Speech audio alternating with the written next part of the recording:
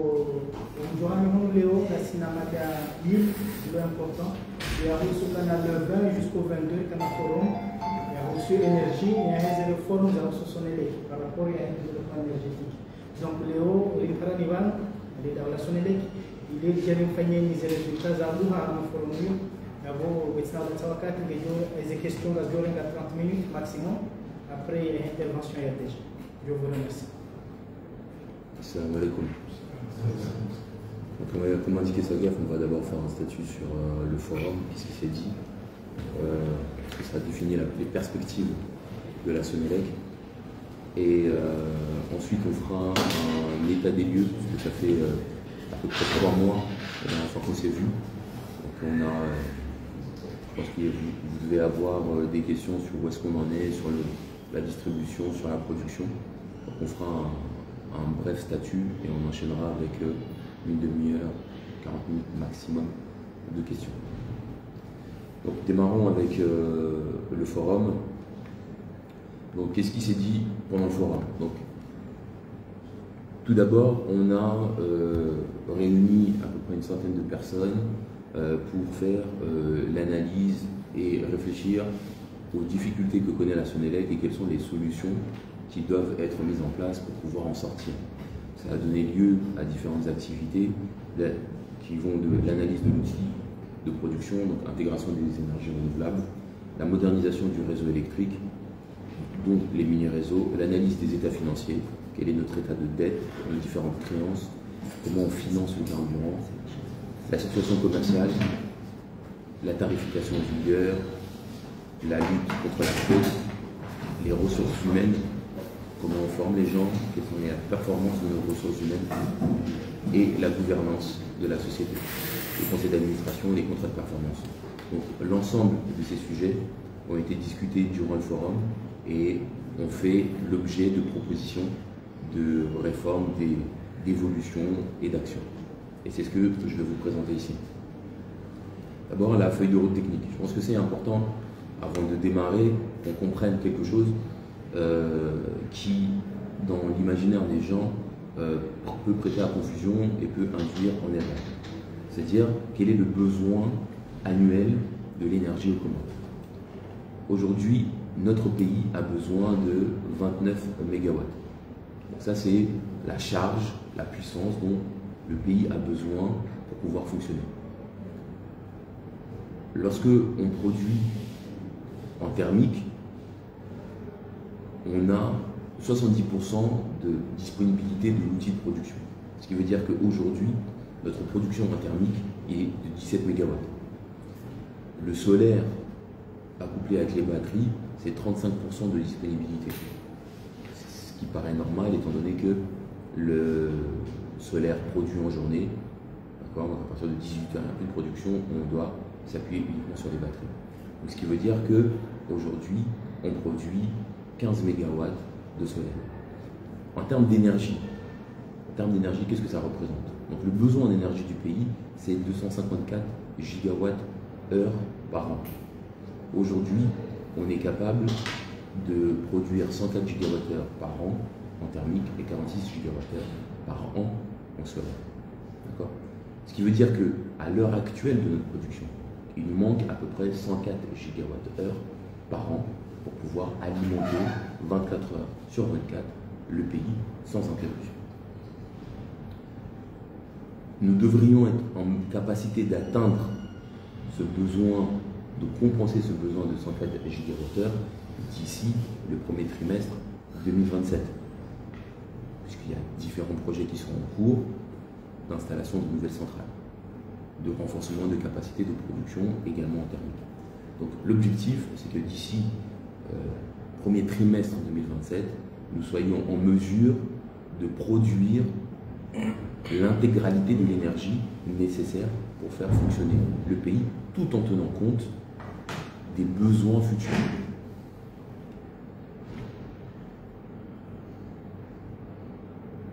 Pour pouvoir ce faire, ce qui est prévu, c'est la feuille de route technique suivante. Aujourd'hui, on a fait des choix de production thermique qui sont extrêmement coûteux. Donc, on utilise ce qu'on appelle des groupes rapides à 1500 tours par minute. Et ces groupes rapides à 1500 tours par minute, aujourd'hui, d'ici la fin de l'année, nous en aurons 21 en fonctionnement. Ces 21 groupes en fonctionnement, c'est extrêmement coûteux à maintenir.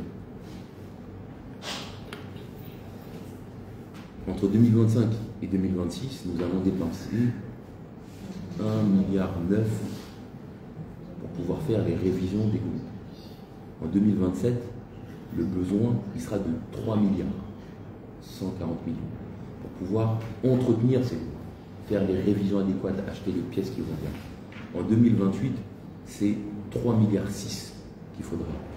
Ce qui veut dire que sur les 3 prochaines années, entre maintenant et 2028, il faut 8 milliards 7 pour pouvoir maintenir, on parle de uniquement maintenir l'outil productif. C'est vous dire à quel point c'est coûteux. Les choix techno qu'on a fait, les choix technologiques, l'utilisation des groupes thermiques à vitesse rapide, c'est un choix extrêmement coûteux. Et pourtant, compte tenu de la situation géographique de notre pays, nous sommes obligés de maintenir une production thermique.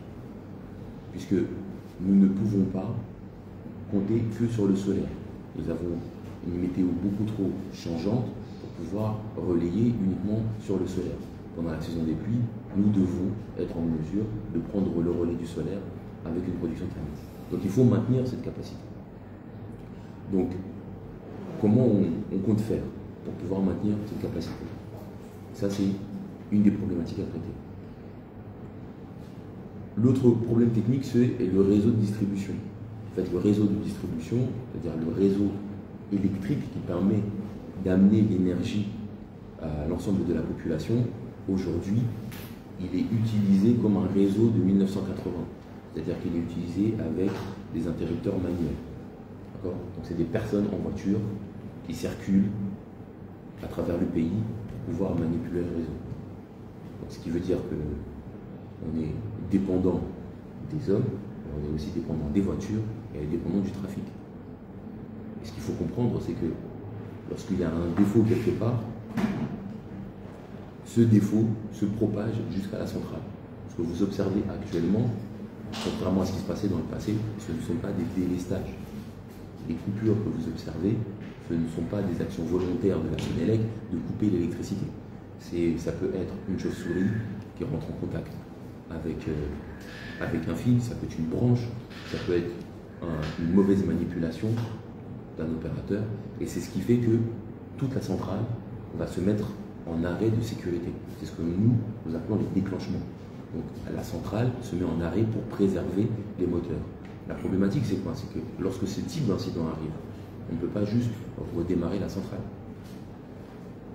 On est obligé de parcourir le réseau, d'ouvrir chaque interrupteur, de redémarrer la centrale et ensuite de fermer chaque interrupteur. Donc, ça peut prendre du temps. Donc il y a des coupures qu'on arrive à gérer en quelques minutes, mais il y a des coupures qui peuvent durer, voire même plusieurs heures. Donc ce n'est pas une coupure volontaire, c'est que nous sommes en train de faire ces fameuses manœuvres pour remettre l'électricité. Et ça, c'est une des grosses difficultés que nous avons actuellement.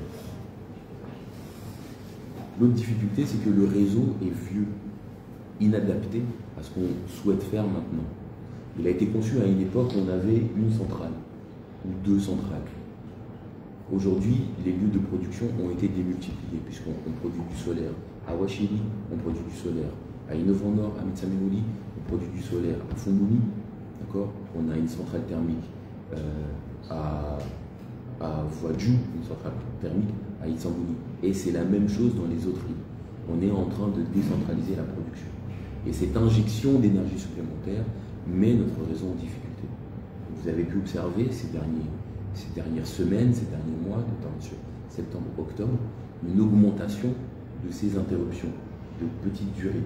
Et bien c'est dû justement au réseau qui est instable.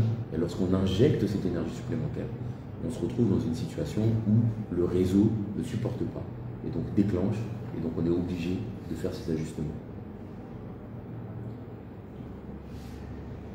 Donc qu'est-ce qu'on compte faire pour pouvoir résoudre ces problèmes? Les solutions qui ont été préconisées par le forum sur la partie production, c'est un accompagnement budgétaire de l'État pour les révisions. Vous avez vu, il y a 8 milliards à investir sur les 3 prochaines années. La société étant encore déficitaire, il est compliqué, extrêmement difficile pour nous de pouvoir injecter 8 milliards dans les révisions. Il faut basculer progressivement vers des groupes électrogènes de 3 MW, semi-rapides ou à vitesse lente, c'est-à-dire changer les groupes thermiques qui aujourd'hui coûtent beaucoup trop cher à entretenir pour aller vers les groupes de 3 MW, ce qui nous permettra aussi de réduire le nombre de groupes. Il faut renforcer le mix énergétique. Actuellement, on a 16% de l'énergie injectée dans le réseau qui est produite par le solaire. L'objectif, c'est d'arriver à 60% d'énergie renouvelable. Il faut étudier la possibilité d'utiliser des groupes électrogènes fonctionnant au gaz. Donc c'est du thermique, mais avec une source différente. Des groupes au gaz. Donc, on va lancer ces études. Basculer vers la géothermie dès que possible. La géothermie est sans doute l'énergie, la solution énergétique avec le rapport coût le plus intéressant pour les communs. Donc, les études sont en cours, on espère pouvoir commencer à l'utiliser à partir de 2030, 2031. En tout cas, c'est les plannings qui sont aujourd'hui avancés. Faire financer le développement de la production par le secteur privé. Aujourd'hui, ce qui se passe, c'est que les fonds des bailleurs sont mis dans la production. C'est-à-dire qu'on construit des nouvelles centrales qui sont financées par la Banque mondiale notamment. Cela a été un choix qui était nécessaire parce qu'on avait des difficultés de production. Mais vous vous rendez bien compte, et on se rend bien compte qu'on a également des difficultés de réseau. Or, il n'y a pas d'acteurs privés disposés à venir investir dans le réseau. Le réseau, ça ne rapporte pas, c'est un coût.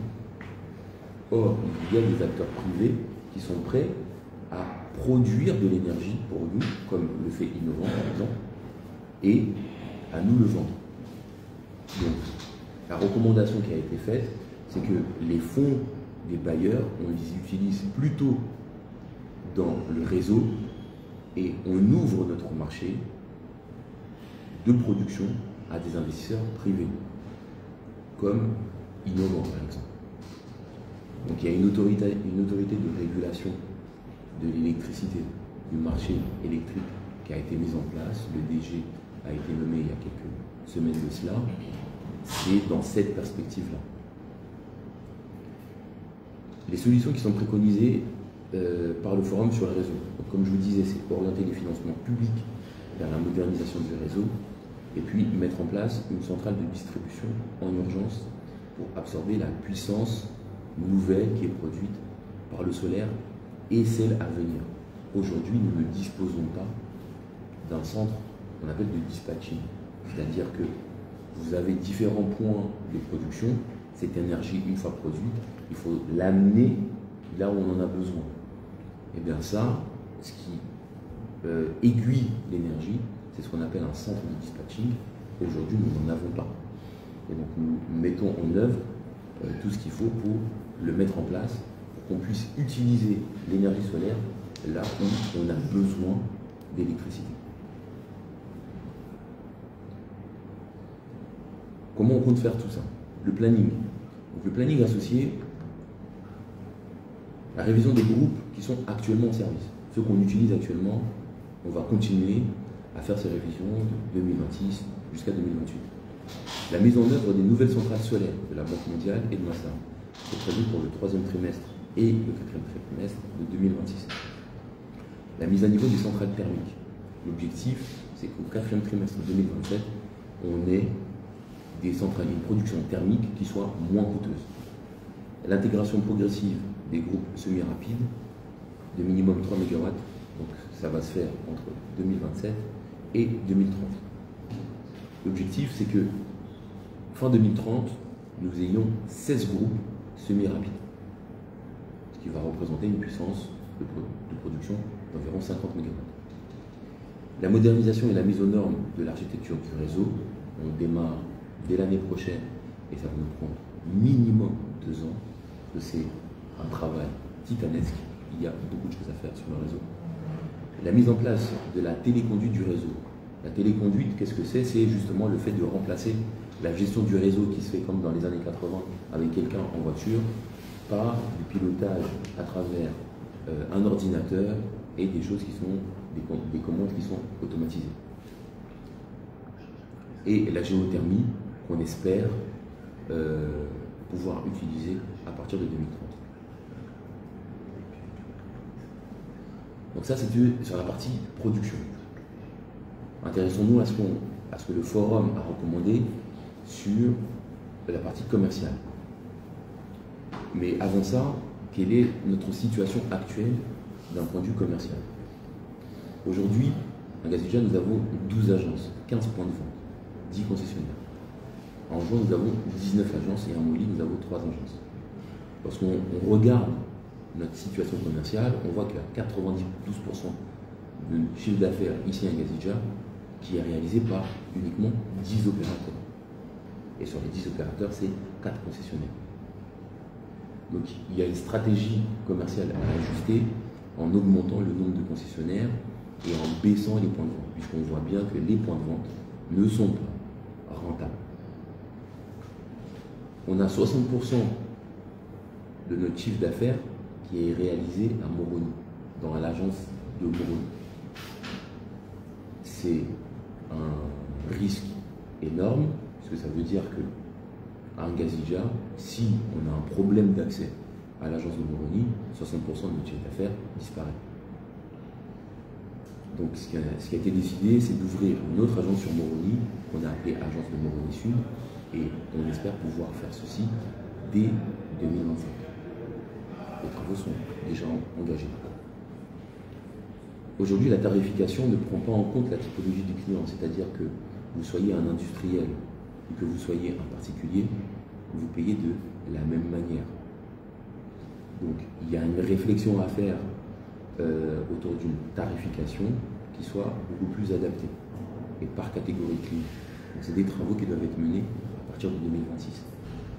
Le taux de recouvrement, il est aux alentours de 70%, c'est-à-dire que par rapport à l'énergie qu'on fournit, on arrive à facturer uniquement 70%. Donc, on doit mettre en place des actions pour augmenter ce taux de recouvrement. Dans les pays de l'OCDE, le taux de recouvrement, il approche les 95-96%.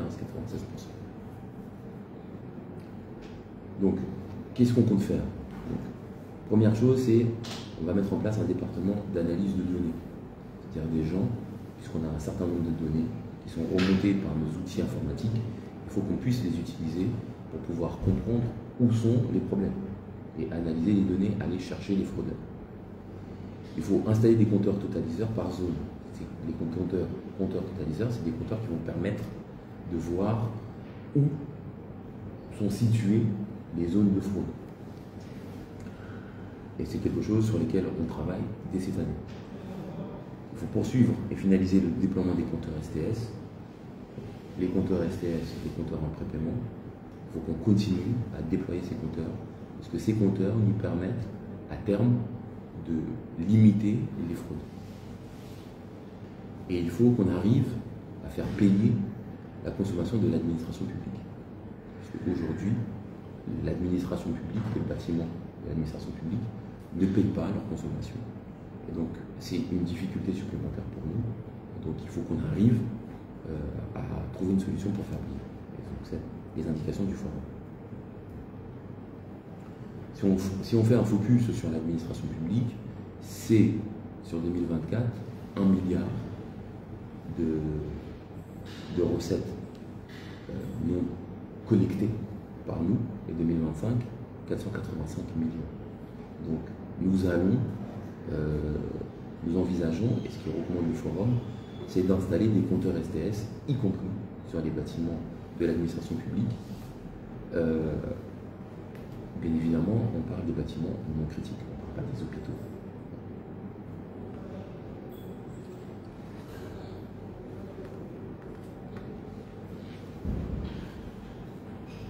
Pour pouvoir adresser tout ça, on a besoin de ressources humaines. Donc, qu'est-ce qu'on compte faire sur les ressources humaines? Donc, aujourd'hui, sur les ressources humaines, nous avons 1620 agents, donc, environ 130 000 clients.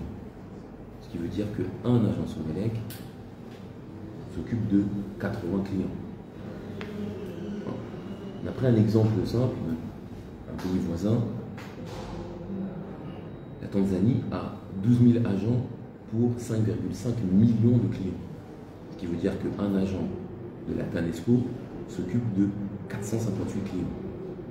Vous voyez que le ratio est assez préoccupant. Puisque chez nous,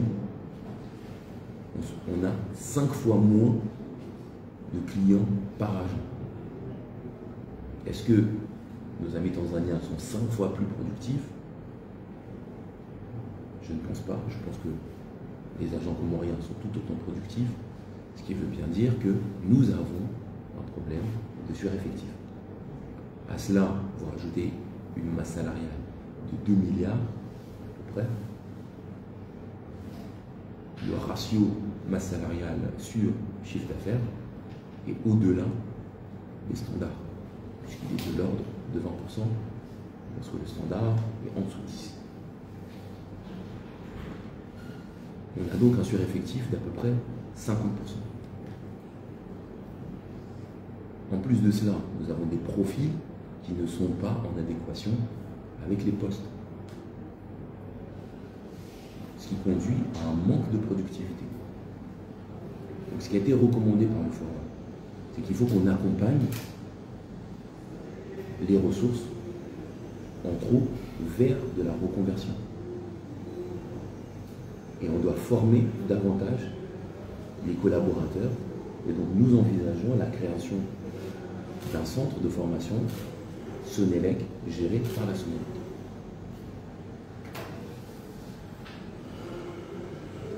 La feuille de route pour pouvoir faire ça, nous allons faire un audit organisationnel complet d'ici la fin de l'année. Ensuite, nous allons mettre en place des fiches de poste avec les objectifs SMART. Les objectifs spécifiques, mesurables, atteignables, qui soient réalistes et qui soient définis dans le temps.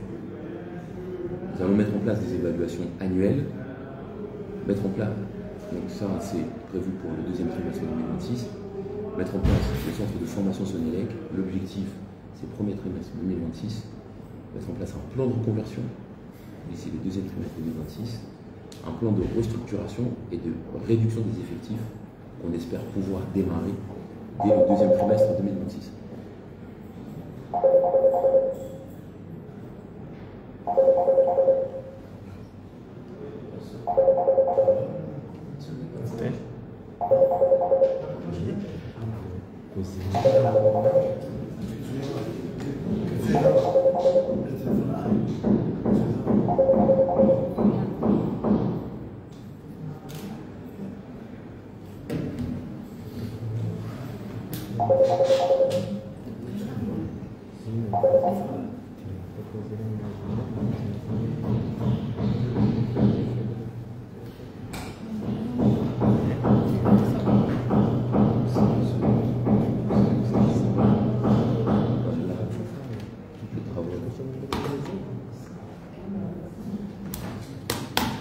Feuille de route financière.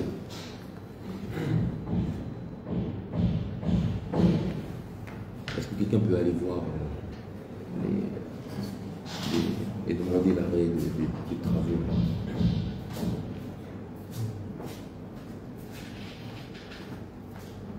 Feuille de route financière.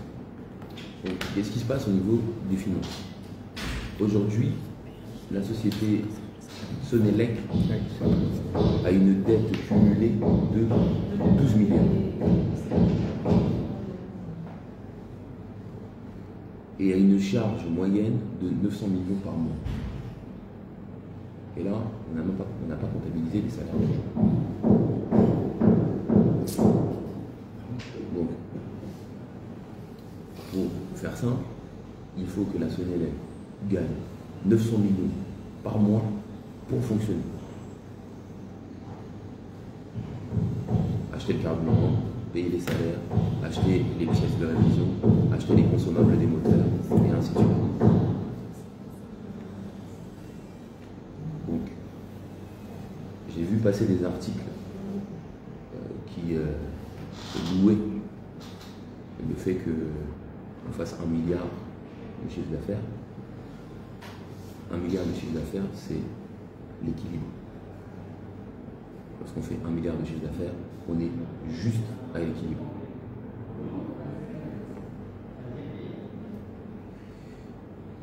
Comment on fait pour sortir de cette situation? La priorité absolue, comme vous pouvez l'imaginer, c'est de se désendetter. Parce que 12 milliards de dettes, ce n'est pas soutenable. Et on ne peut pas développer la société dans cette situation. Donc,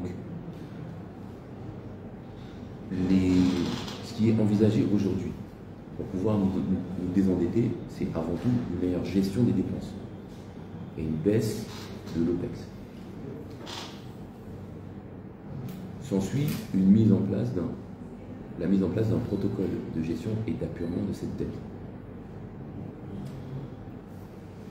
Ça va passer par la compensation des factures de l'État versus notre dette fiscale, par exemple. On doit aussi trouver une solution pour protéger la Sonélec des différentes saisies et ATV. Aujourd'hui, c'est un risque pour la production d'électricité lorsque on nous saisit nos comptes de manière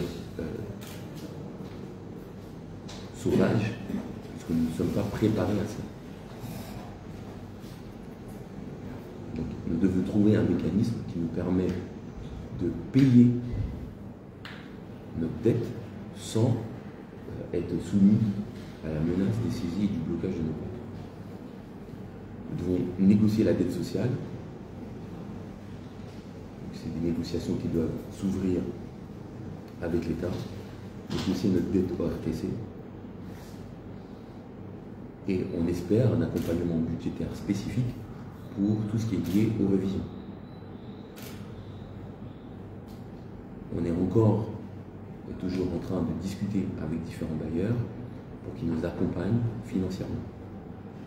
Et enfin, nous envisageons de restructurer la dette bancaire à partir de fin 2026, puisque pour pouvoir envisager de restructurer une dette bancaire, nous devons d'abord démontrer notre capacité à faire du chiffre, d'accord, pour recréer de la confiance auprès des institutions bancaires. L'objectif étant également d'avoir un apurement de la dette fournisseur d'ici fin 2029.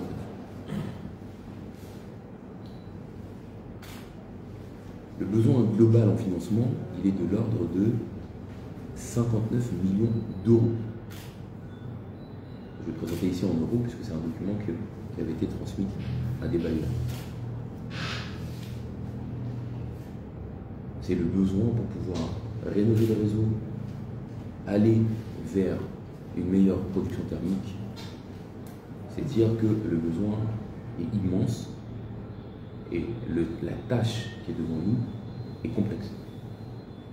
Mais j'ai bon espoir qu'avec la volonté de chacun et le renfort du comité de direction et du conseil d'administration de la Sonélec et l'appui du gouvernement, nous serons en capacité de relever ce défi.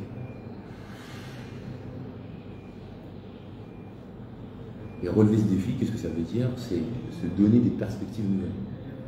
Et des perspectives nouvelles avec un business plan qu'on espère pouvoir dérouler et du coup augmenter notre chiffre d'affaires et avoir des perspectives de chiffre d'affaires de l'ordre de 17 milliards dès 2026 et ensuite une croissance en 2027, 2028 et 2029.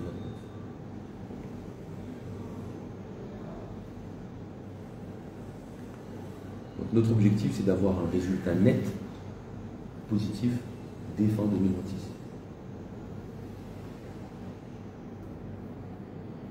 Pour pouvoir faire tout ça, nous avons besoin d'avoir une gouvernance de la société nouvelle, repensée. Cette gouvernance s'articule autour de plusieurs points. Le premier, c'est que ce qu'on vient de se dire là, cette feuille de route, il faut la rendre réelle. Il ne faut pas que ça reste uniquement des paroles. Donc, une première chose, c'est que cette semaine, il est prévu que l'ensemble du comité de direction et le middle management, les chefs de département, se réunissent pour prendre chaque point que je vous ai présenté là et la transformer en action concrète. Qu'est-ce que ça veut dire? Qu'est-ce que ça implique? L'ensemble de ces actions va constituer les actions et les objectifs de tout le management de la Sonelec. Et le management de la Sonelec sera évalué sur sa capacité à dérouler le plan d'action issu de ce forum. Donc, on se donne les moyens de transformer ce que le forum a suggéré en quelque chose de concret qu'on peut dérouler pour qu'on puisse réussir la transformation de la Sonelec.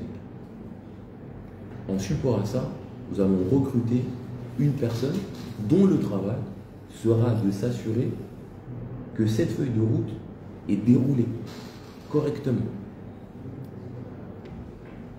Nous devons professionnaliser le conseil d'administration.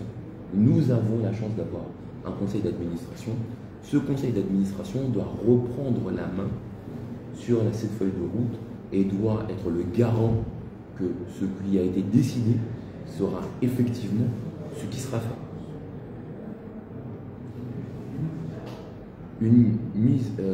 Un état des lieux des textes réglementaires applicables. Que ce soit les statuts, que ce soit les règlements intérieurs. Nous, quand je dis nous, c'est la Sonelec, le conseil d'administration, devons réviser l'ensemble des textes pour les mettre en conformité avec ce que l'on souhaite faire. Et enfin, une harmonisation des directions régionales par rapport à la direction générale. Les prérogatives des directions régionales et les attentes des directions régionales vis-à-vis des directions de la direction générale ne sont pas les mêmes lorsqu'on parle d'Anjouan, lorsqu'on parle de Ngazidja, lorsqu'on parle de Moélie. Eh bien, nous devons harmoniser cela pour garantir que la transformation que l'on envisage, c'est bien une transformation globale sur l'ensemble du territoire national.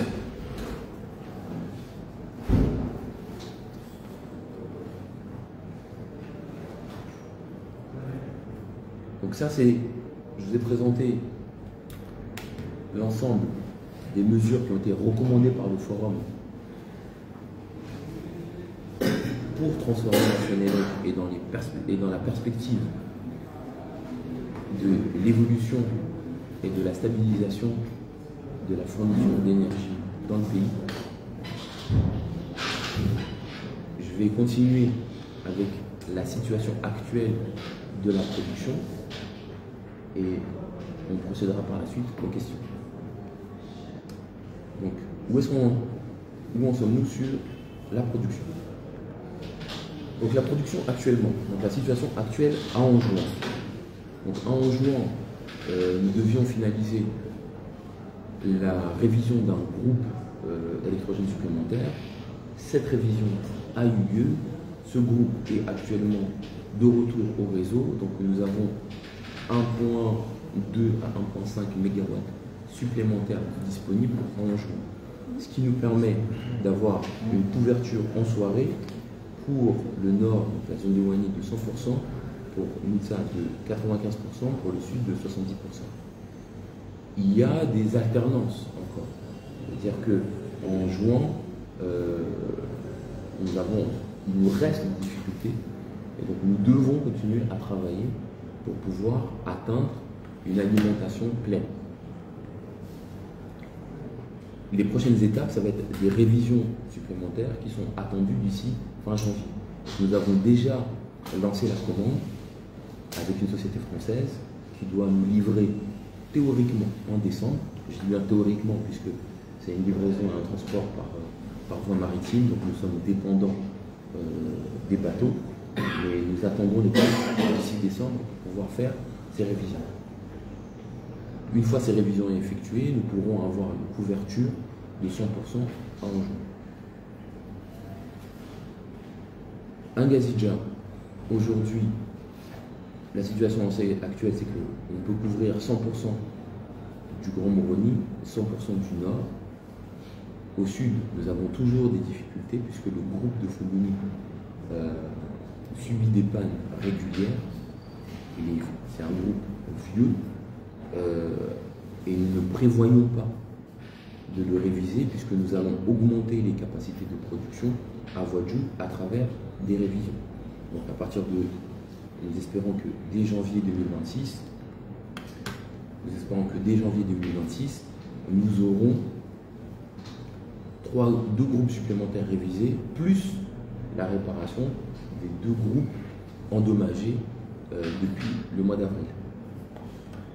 Ce qui voudra dire que nous aurons en soirée 1,5 MW de réserve, ce qui nous permettra de pallier aux urgences.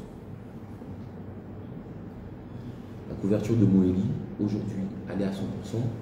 Nous travaillons pour la maintenir à 100% avec la révision des groupes de Moélie. La situation actuelle du réseau. Le réseau, aujourd'hui, comme je vous disais, c'est le point dur. C'est là où nous sommes en difficulté. Ce que je vous présente ici, c'est le nombre de déclenchements par trimestre. Donc, les déclenchements, c'est les interruptions involontaires. C'est les interruptions qui sont liées aux défauts constatés sur le réseau. Ce qu'on voit, c'est que sur le premier trimestre, à Gazidja, on était à 218 déclenchements. À Anjouan, on était à 504 et à Moélie, on était à 49. Ça, c'est sur 3 mois. C'est le cumul de 3 mois. Au deuxième trimestre, nous étions à 263 déclenchements. À Gazidja, 478. À Anjouan, 19 à Moélie. Troisième trimestre, nous avons pris des mesures pour pouvoir baisser ces déclenchements. Donc, élagage des arbres, modification de nos configurations de sécurité au niveau des centrales, et ainsi de suite. Donc nous sommes arrivés à 175 déclenchements à Gazidja, 373 à Anjouan et 24 à Moélie. Moélie connaît un rythme à peu près stable du nombre de déclenchements depuis qu'ils ont mis en place le nécessaire pour pouvoir stabiliser. On est aux alentours d'une vingtaine de déclenchements. La situation de la production versus la distribution. Alors c'est des grands tableaux un peu compliqués, je vais essayer de les simplifier. La dernière colonne, c'est la colonne qui va vous intéresser le plus, c'est la durée des coupures programmées. C'est-à-dire cette colonne, la colonne qui est écrite durée des coupures programmées à Gazidja, à Anjouan et à Moélie. En janvier, lorsqu'on dit 498 heures, c'est-à-dire sur l'ensemble du mois de janvier, si on prend tout le territoire, quelle est la quantité d'heures de coupure programmées qu'ont pu observer les habitants? D'accord? Donc ça veut dire s'il y a une coupure à Fongouni, il y a une coupure à Tsaweni, de 1 heure, on comptabilise qu'il y a 2 heures de coupure. Puisque c'est 2 personnes qui sont à 2 points spécifiques, différents, qui observent un arrêt. Donc on compte les 2. D'accord? Et ce qu'on observe, c'est que on a une baisse. Donc là, j'ai fait le graphique pour Gazidja, mais ce qu'on observe, c'est qu'il y a une baisse. On est parti d'à peu près 498 heures de coupure, et on voit que on a diminué en mars et en avril, ça a augmenté légèrement en mai et en juin, ces augmentations elles ont été dues au fait qu'au mois d'avril, rappelez-vous, nous avons 2 moteurs qui ont cassé. Eh bien, avec 2 moteurs en moins, on n'a pas d'autre choix que du coup de programmer des coupures. Ce qu'on appelle communément des lestages. Par la suite, lorsque nous avons pu faire les révisions, c'est-à-dire à la fin de l'été, vous voyez que ça a diminué. La légère augmentation du mois d'octobre que vous observez, c'est dû aux difficultés que je vous disais sur le réseau. Nous injectons plus de solaire, ça nous oblige à faire plus de manœuvres. Donc, je pense que notamment ceux qui habitent qui sont alimentés par la centrale d'Itsamboni, ils le voient bien, on bascule les sources. Le matin, on alimente par Itsamboni, la centrale thermique de Itsamboni. Le soir, on bascule, on alimente, à partir de 6h, à partir de 8h, on bascule, on alimente par la centrale solaire, le Fumuni. Donc vous avez une coupure. C'est une coupure programmée, volontaire, pour pouvoir injecter le solaire. Donc on a plus de solaire disponible, donc nous avons besoin de pouvoir gérer ces sources et l'injecter. En juin, on a également une diminution de la durée des coupures qui est observable, et ce qui est normal puisqu'on a révisé un groupe supplémentaire, donc il y a 1,5 mégas supplémentaires de disponibles, donc on peut alimenter davantage de monde, donc moins de coupures programmées. À Mouéli, ils ont des durées de coupures programmées, c'est des durées en général de maintenance à des heures creuses où il y a peu de gêne de la population.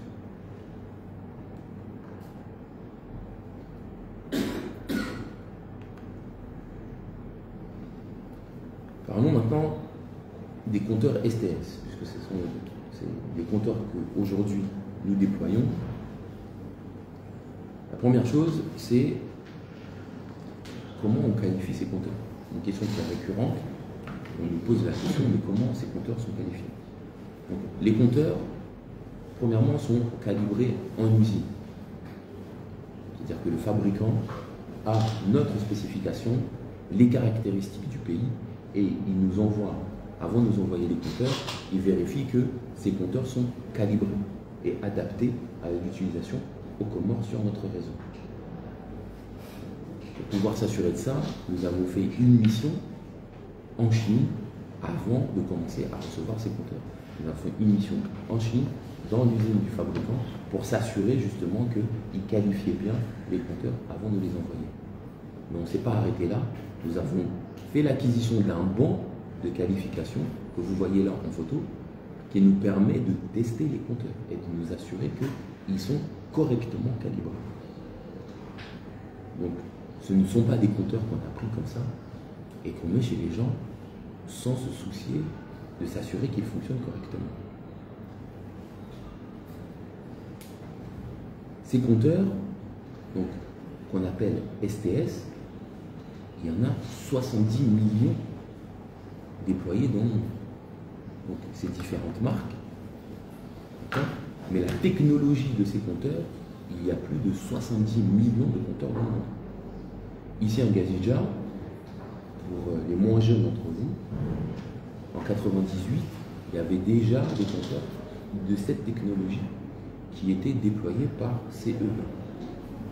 Par contre, pour pouvoir recharger, il y a besoin d'une plateforme, et la plateforme, elle a été mise à l'arrêt, et c'est pour ça que nous n'avons pas poursuivi l'expérience.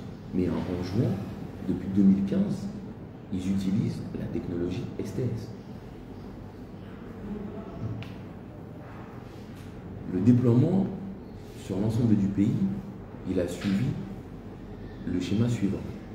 D'accord ? On nous conduit à 43 000 compteurs déployés à ce jour. Vous voyez bien que nous n'avons pas commencé à déployer les compteurs la semaine dernière, où il y a un mois, au moment où les gens nous ont dit « oui, mais l'électricité coûte cher ». Ces compteurs sont déployés depuis octobre 2024. Et quand je dis ces compteurs, je parle des mêmes compteurs que ceux qui sont déployés actuellement. Le même modèle, la même marque, la même référence.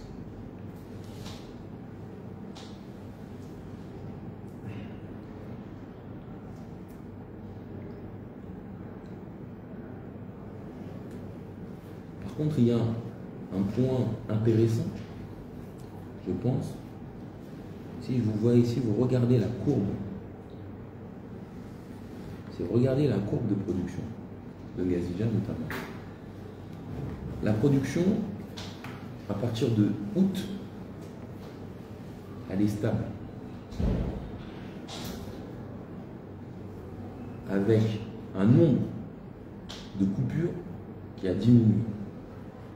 Autrement dit, depuis août, c'est-à-dire septembre, nous avons augmenté la durée de disponibilité de l'électricité. Donc les gens ont de l'électricité beaucoup plus disponible que les périodes d'avant où on avait plus de déclenchement.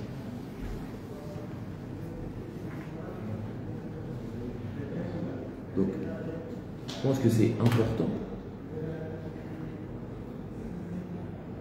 de garder ça en tête lorsqu'on parle des compteurs STS. C'est-à-dire qu'aujourd'hui, on a une alimentation qui n'est pas continue encore, malheureusement, dans le travail, mais par contre, qui a atteint un niveau de stabilité non comparable avec ce qui se faisait avant. Et j'ai fini.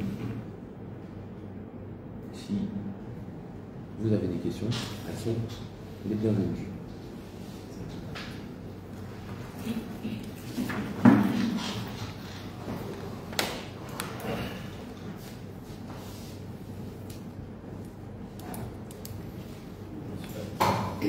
Oui.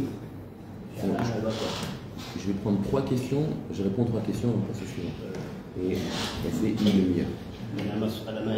D'accord. Directeur Wanisa kaya mzao za etablissement serikali za development. Ndani ya semana huu etablissement serikali za development shauri ngarono ke serikali kwa tusaza jitadi shashi au kumfanyia shirika wakati kazi za revision za Spanyol kama ndani vile ze moteur ya serikali watu skandan juu ebanu ngamjua baha ulibisa ule serikali le shirika la jikimu swala kwa ndani escalanga hili on savoir mon chiffre réalisé à 92%.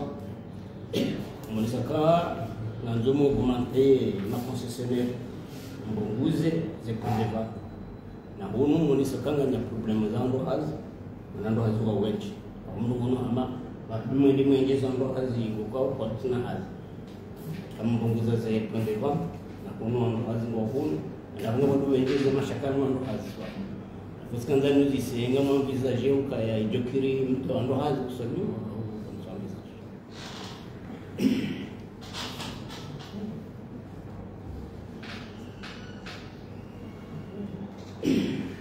Une autre question? Moi, c'est par rapport au compteur STS. Vu que ces compteurs sont encore depuis 2024, ça veut dire que ça fonctionnait depuis 2024. Mais on n'avait pas remarqué, les citoyens n'ont jamais réclamé que ces compteurs consomment beaucoup. Pourquoi maintenant les consommateurs qui utilisent ces compteurs disent toujours que ça consomme beaucoup, ça nous coûte de l'argent, on n'arrive pas à consommer les sommes qu'on charge? C'est par rapport à cette deuxième question. J'étais sur terrain ce matin à Vanambouane. Voilà. C'est juste une sonnette d'alarme. La population s'est exposée en danger. J'ai une photo, j'ai des vidéos. Des poteaux qui se détruisent, poteaux en bois, en 3 rotations. Donc, est-ce que c'est pas l'occasion de nous présenter cette remarque par aller sur place et de protéger les sécurités?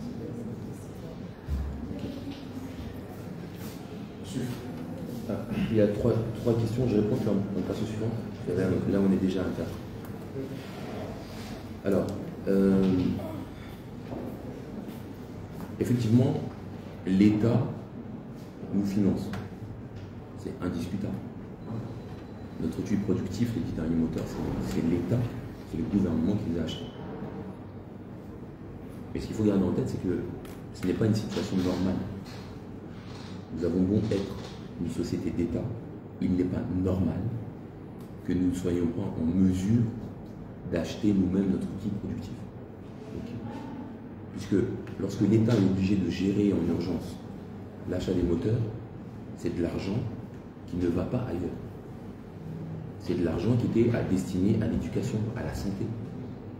Donc c'est de l'argent qui est utilisé pour acheter des moteurs au lieu de faire autre chose. Et cette situation, elle doit changer. Elle doit changer. Et pour qu'elle change, il faut que la Sonelec puisse être autonome dans sa gestion et dans ses revenus. C'est une nécessité. C'est une nécessité pour l'État. C'est une nécessité pour le pays. Et comment on devient autonome? On devient autonome en s'améliorant dans sa gestion, bien évidemment. On devient autonome en réduisant les coûts de production.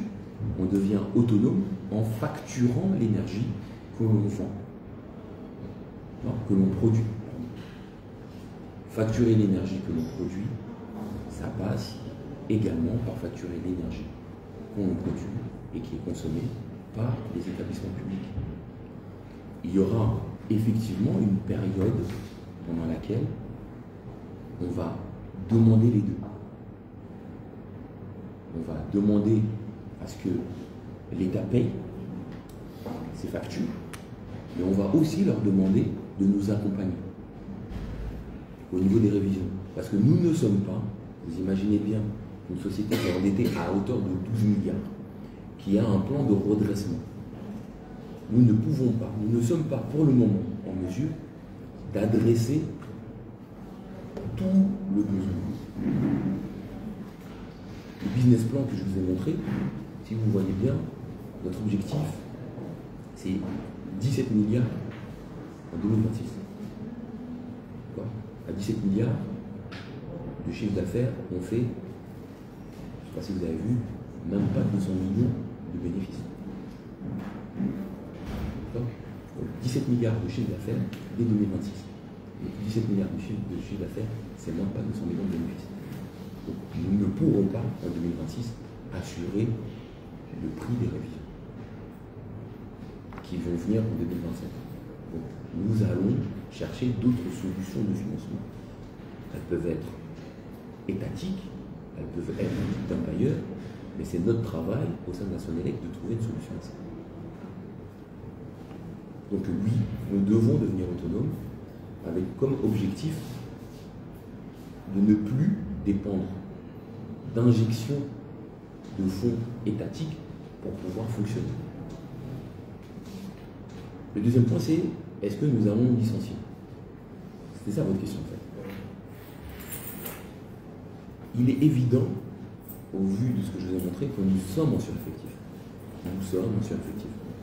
1620 personnes, c'est trop par rapport à l'activité que l'on a. Ce qui a été décidé, c'est d'accompagner les gens. C'est pas de virer les gens, mais d'accompagner les gens. D'accompagner les gens par différentes mesures. De reconversion notamment. Puisque une problématique simple, c'est qu'avec l'installation des compteurs STS, nous n'avons plus besoin que les personnes aillent faire les relèves d'index. Eh bien, toutes ces catégories socio-professionnelles, il faut qu'on les transforme pour faire autre chose. Eh bien, cette catégorie socio-professionnelle, on peut les transformer dans plein de choses. Pour moderniser le réseau, nous avons besoin d'installer ce qu'on appelle des IAT. Les IAT, c'est des automates qui permettent de piloter le réseau. Eh bien, il faut des personnes pour entretenir ça. Donc, il va y avoir de la reconversion, mais nous n'allons pas reconvertir tout le monde dans ces nouveaux métiers. Il y en a d'autres qui vont se reconvertir dans des métiers à l'extérieur de la Sonelec. Mais toujours accompagnés par la Sonelec.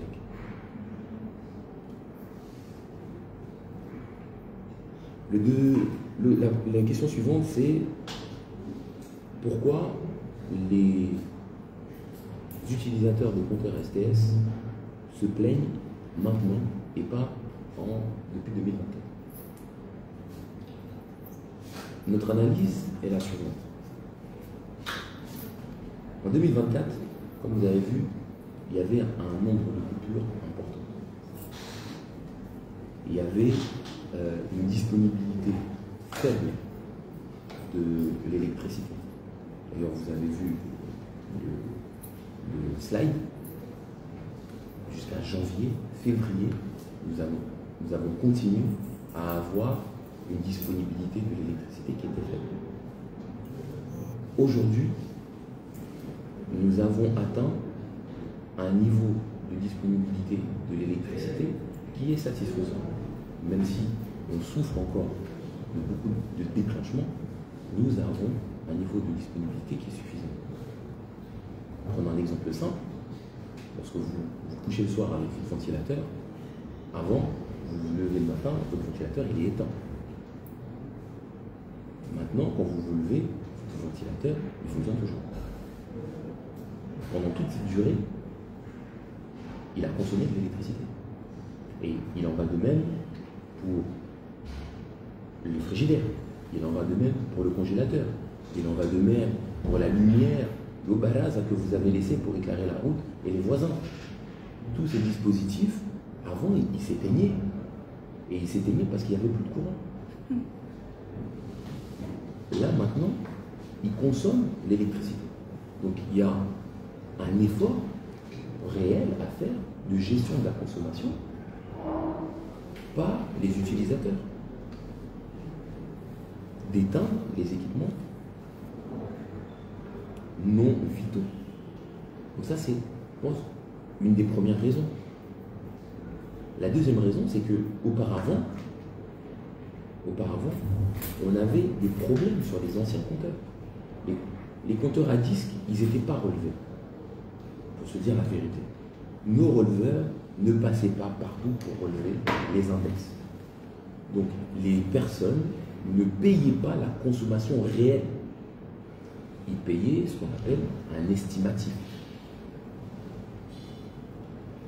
Les compteurs à carte, c'est des compteurs qui sont arrivés en fin de vie depuis un certain temps, que nous n'avons pas changé. Donc il y avait des défauts sur ces compteurs-là. Ils ne comptabilisaient pas la consommation réelle.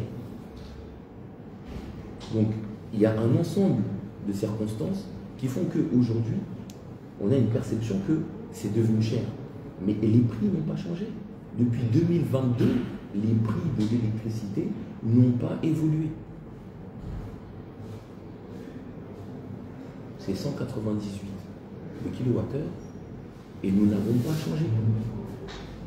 Par contre, les utilisateurs consomment beaucoup plus.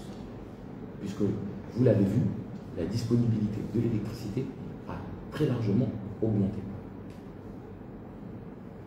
Par contre, et ça c'est une réalité, et il ne faut pas se cacher, l'électricité dans notre pays est chère.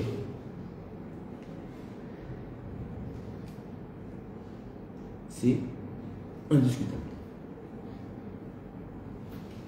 Mais il est cher pourquoi? Il est cher parce que il coûte cher à produire. Aujourd'hui, on le produit à 350 francs et on le vend à 198.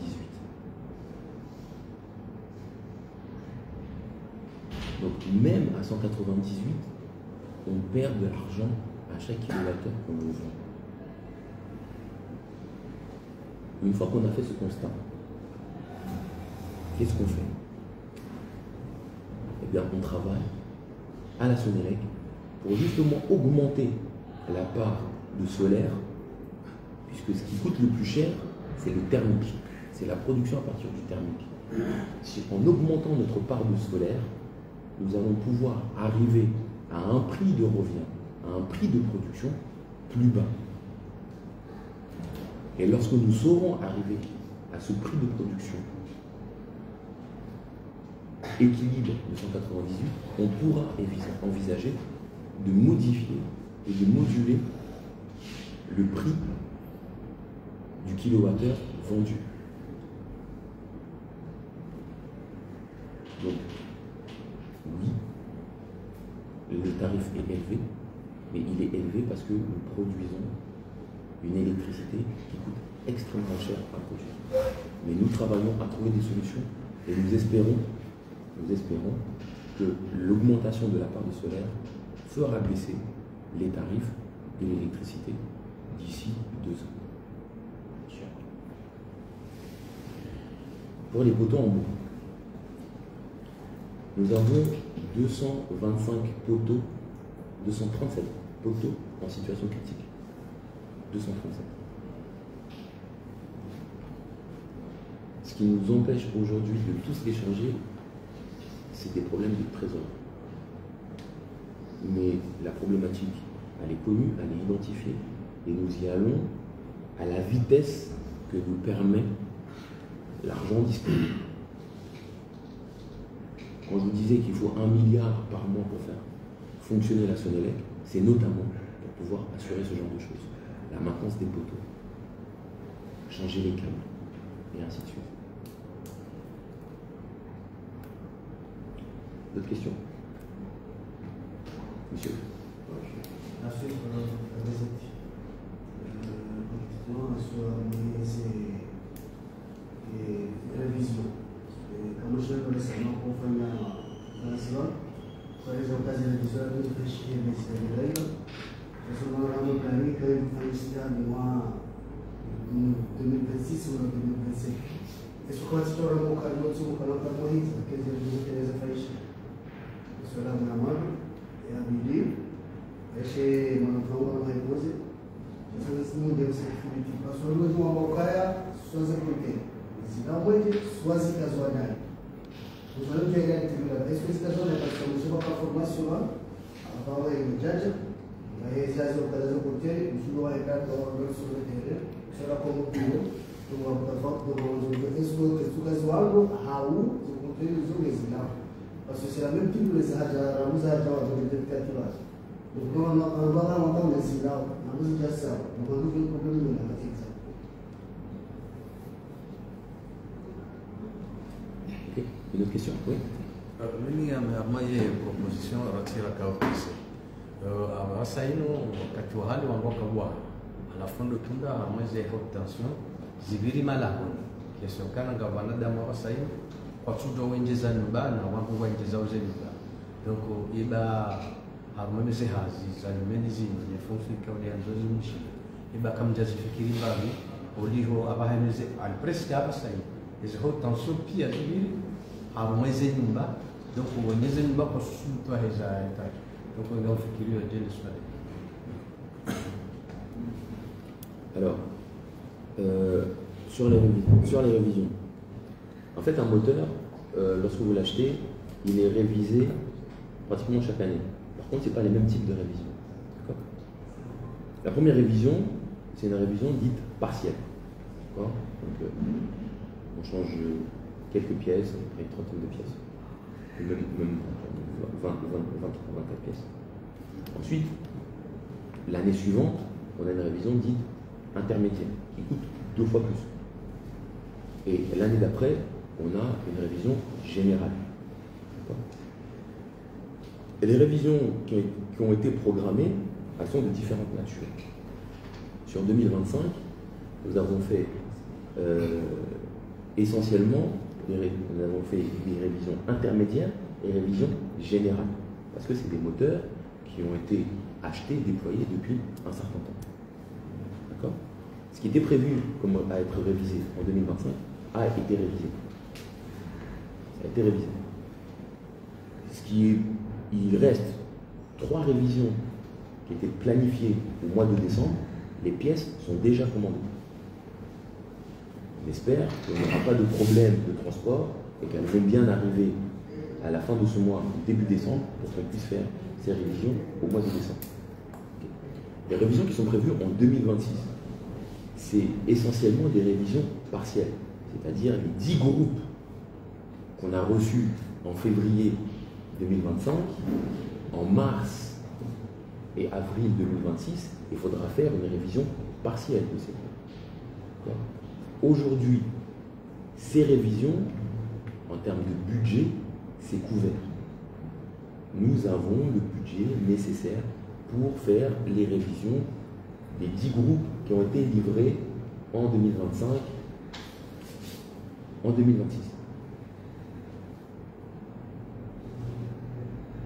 Le problème va se poser en 2027, où ces groupes-là, ce ne sera plus une révision partielle, mais une révision intermédiaire qu'il faudra faire, dont le coût est le double, voire 2 fois et demi la révision partielle.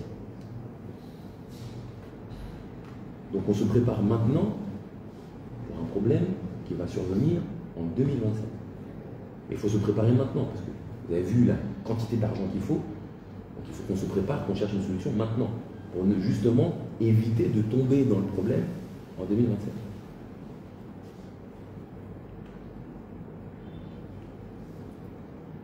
Concernant les compteurs, est-ce que c'est les personnes qui posent, est-ce qu'il y a un problème de formation, ou est-ce que le compteur surconsomme? Alors, les personnes qui sont en train de poser les compteurs sont les personnes qui ont été formées pour poser les compteurs. Donc on n'a pas pris des gens qui jusque-là faisaient du droit au service RH pour aller poser des compteurs. C'est pas ça qu'on a fait. Donc c'est des gens qui ont été formés pour ça. Donc ça, c'est une première chose. La deuxième chose, c'est que le compteur, il est dit intelligent parce que lorsqu'on le pose et qu'il y a un défaut, il s'allume et il indique: vous avez mal branché, vous avez un problème de phase. C'est pour ça qu'il est intelligent. C'est parce qu'il indique les défauts. Il y a un facteur, par contre, que peut-être les gens oublient ou n'ont pas reçu correctement l'information. C'est que les personnes qui avaient des dettes à la Sonélec, sur un compteur à disque, voire même des dettes sur un compteur type PP1, PP2, parce qu'au moment où il a changé de compteur, on ne lui a pas donné sa facture de résiliation, ou il n'a pas payé sa facture de résiliation. On avait 2 moyens de traiter le cas. Soit on bloquait la personne, et on forçait la personne à venir payer sa dette avant de lui changer son compteur, soit on prenait la dette, on la positionne sur le compteur, et donc à chaque fois qu'il recharge, on lui prend une partie de sa recharge pour payer sa dette. Nous avons fait le choix de ne pas bloquer nos concitoyens, mais de positionner les dettes sur les compteurs. Donc il faut que tout le monde se rappelle que si vous aviez une dette, elle est positionnée sur votre compteur. Donc lorsque vous venez charger 10 000 et que vous avez une dette, ce ne sont pas 10 000 que vous rechargez, puisque vous payez votre dette. Et on ne parle pas de 4 ou 5 personnes. Le dernier statut qu'on a fait, c'était 4 000 personnes, avec une dette positionnée. Et c'était 4 000 en retard. Donc, je ne sais pas, peut-être 6 000 ou 7 000 personnes, avec une dette qui est positionnée. Donc c'est important que nos concitoyens demandent, lorsqu'ils vont charger, où est-ce que j'en suis au niveau de ma dette, pour qu'ils sachent en fait, est-ce que les 10 000 qu'ils mettent pour charger, c'est 10 000 de crédit, ou est-ce qu'il y a 7 000 de crédit et 3 000 de dette? Est-ce qu'il y avait une communication sur ça au cas où c'est ça? Comment? La dette prend en pourcentage. Ça dépend de votre niveau de dette. Ça dépend de votre niveau de dette. Parce que c'est un échelonnement du montant de dette. Quelqu'un qui a 300 000 de dette, il ne va pas payer la même chose que quelqu'un qui a 25 000 de dette. Donc ça dépend du niveau. Et on a Il a demandé si on a fait une communication. C'est qu'aujourd'hui, c'est le client qui s'engage. C'est-à-dire, on ne positionne pas automatiquement, mais plutôt c'est un engagement que le client signe. Il accepte. Mais si les clients avaient su que le temps va charger, alors je voudrais juste, voilà, je voudrais juste tempérer. Voilà, je voudrais juste tempérer parce que c'est pas tous les clients qui sont passés ici. Donc il y a des clients qu'on a positionnés sans qu'ils sachent. Mais on a jugé qu'il était beaucoup plus pertinent de faciliter le paiement de ses dettes en les positionnant sur les compteurs plutôt que de forcer quelqu'un à sortir 40, 50 000, 60 000, 100 000, voire même 300 000, et donc le laisser dans une situation où il ne peut pas avoir d'électricité. Parce que il y a aussi le fait que ces dettes accumulées relèvent d'un index non traité. Donc c'est normal que nous, la Sonelec, on fasse des facilités de paiement pour que les personnes puissent bénéficier de l'électricité malgré le fait qu'ils aient des dettes. Dans les localités qui utilisent l'énergie solaire. Ah, pardon, il y avait juste une dernière question, c'était sur les câbles. Bouger les câbles haute tension. Alors, pour faire ce travail, il faut que la personne se manifeste. Nous n'envisageons pas une refonte complète du réseau pour augmenter la hauteur des câbles. Ça, c'est pas possible. En termes de coût, juste pour vous donner un ordre d'idée, on veut juste changer un câble entre Itsambouli et Mbé. C'est 1 kilomètre. 12 millions. 12 millions. Et on veut le changer parce que justement le câble est trop petit pour la puissance et ça. Et du coup, cette zone, il y a tout le temps des déclenchements répétitifs. Et bien juste de ce petit tronçon, c'est 12 millions. Et là, on ne change que le câble. S'il fallait changer la hauteur, c'est-à-dire changer les hauteurs de poteaux, changer les portants, c'est inenvisageable. Par contre, si un usager est confronté à une situation de danger, je l'invite à venir ici faire une réclamation et nous traiterons cette réclamation avec une étude et nous verrons dans quelle mesure nous pouvons bouger et on verra financièrement comment on s'arrange avec la personne. C'est par rapport aux localités qui utilisent l'énergie solaire. Oui. Est-ce que le kilowatt coûte moins cher par rapport à celle que vous produisez avant ou c'est le même prix? Parce que vous avez dit un jour que le prix va peut-être changer pour ceux qui utilisent l'énergie propre. Une question? Oui. Une question. C'est jibu ngela hanguli jibu la shikomori masible welo amba izahwa swala la hangu kwanza nijue zabarindi ni ikao ikamdungu reshe ufanywa recharge ndoka na ujua utia imbaru yalo niyo shavo mpaka 3000 kwa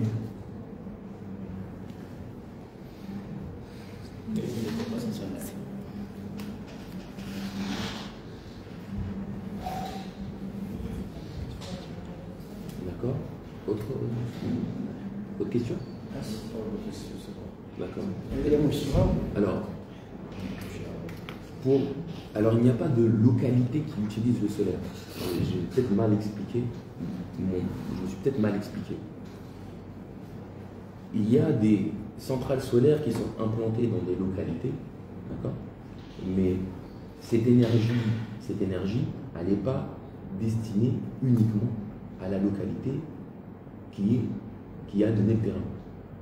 D'accord? La centrale de Mitsamouli n'appartient pas à Mitsamouli. La centrale de Ouachili n'appartient pas à Ouachili. La centrale de Fondouni n'appartient pas à Fondouni. Nous avons utilisé des terrains de ces localités pour pouvoir construire des centrales qui sont utilisées sur l'ensemble, dont l'énergie est utilisée sur l'ensemble du territoire. D'accord? Donc, le prix du solaire est effectivement plus bas que le prix du thermique. C'est un ratio d'à peu près 2,5 à 3. Ça coûte 2,5 fois moins cher aujourd'hui de faire du solaire que du thermique. Donc, si on arrive, et on va y arriver, j'ai confiance dans notre capacité à pouvoir mener ces projets au bout, à produire plus de solaire. Il va y avoir une centrale à Domangouane, il va y avoir une extension à Ouachili, il y a une centrale qui est prévue à Wani, à Anjouan. Donc, il y a une centrale qui est prévue à Demoni, à Foumoni, pardon, à Moïse. Donc, lorsque toutes ces centrales seront en service, nous pourrons diminuer la production thermique. Aujourd'hui, avec l'utilisation de Ouachili, au lieu de faire tourner 3 groupes à Wadjou, on en fait tourner 2. Donc l'énergie qui est produite à Ouachili, elle n'est pas utilisée qu'à Ouachili. Elle arrive à Moroni, elle monte dans le nord, et ainsi de suite. Donc l'objectif, c'est de produire plus avec le solaire, d'utiliser moins de moteurs. Lorsqu'on utilise moins de moteurs, eh bien forcément, on achète moins de carburant. D'accord ?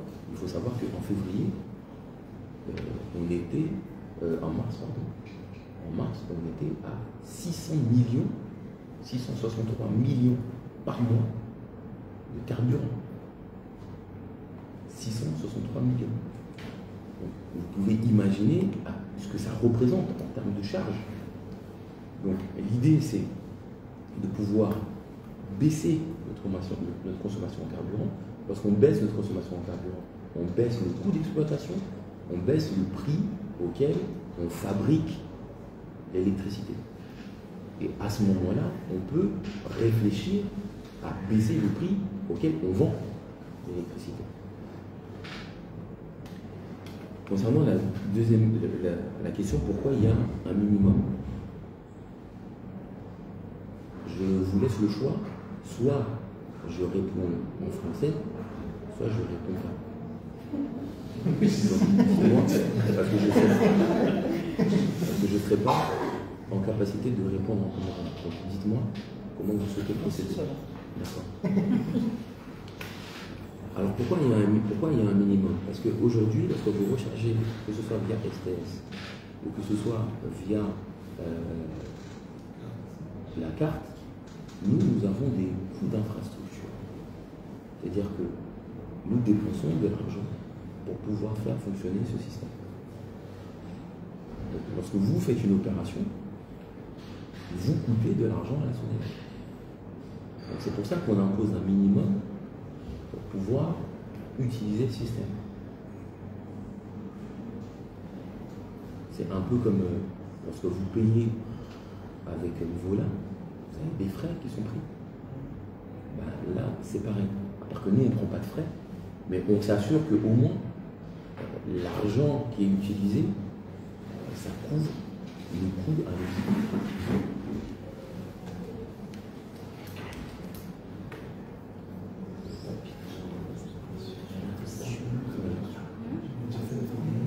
On a fait 37 minutes. Est-ce que vous avez, allez, on va dire 2 dernières questions? Sinon, on s'arrête là. Très bien. Merci beaucoup du déplacement.